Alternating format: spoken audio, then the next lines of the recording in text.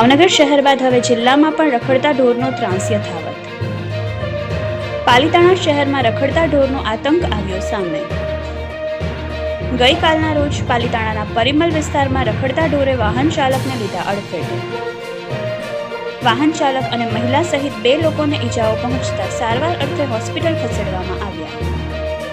રખડતા ઢોરે વાહન ચાલકને અડફેટે લીધેલાના દ્રશ્યો સીસીટીવી કેમેરામાં કેદ થયા.